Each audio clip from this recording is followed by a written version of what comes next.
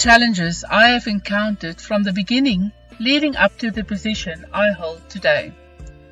It started when I was 6 years old. I became aware that I'm different. During a Bible study class about the Egyptian kingdom, we were told about Potiphar, an Egyptian official that has served the Pharaoh of the Exodus as his captain of the guard. He was responsible for the personal protection of the Egyptian king, his family and court, as well as presiding over the royal prison. During the break, a boy in my class started teasing me that I'm Potiphar. Soon, the rest of my classmates followed suit.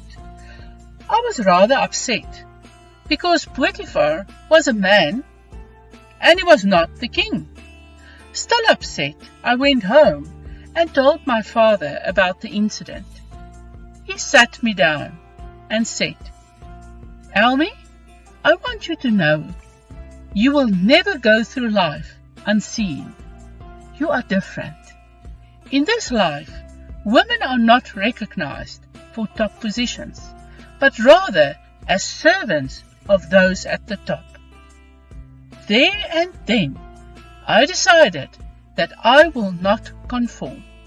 It is a vividly clear memory that cognitively played a significant role in my life.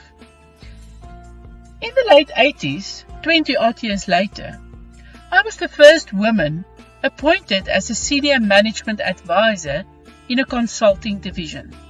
Soon, I was called to the head's office, where I was told that I was the first woman appointed in this position, but surely the last, as my male colleagues complained that I'm aggressive, arrogant, and bossy. Interestingly enough, about 35 years later, in around 2017, I was again accused of the same sins by an executive colleague of mine. By then, I understood gender stereotyping.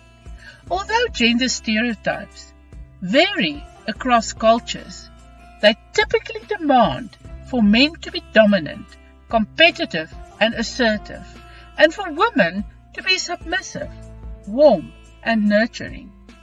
Gender backlash is a form of stereotype bias in which women or men who breach gendered norms suffers negative social or economic comebacks. When we are assertive, we are often labeled as aggressive. When we are bold, we are labeled as bossy. Or when we are confident, we are labeled as arrogant. My male colleagues then often accused me of being bossy, to watch my tone, and not be abrasive. Studies illustrate how managers and colleagues are significantly more likely to critique female employees for coming on too strong, whereas the same traits in men are perceived positively. With this in mind, instead of encouraging women to act like male leaders, many of whom are not competent, we should be asking men in power to adopt some of the more effective leadership behaviors commonly found in women. This would create a pool of better role models that could pave the way for both competent men and women to advance.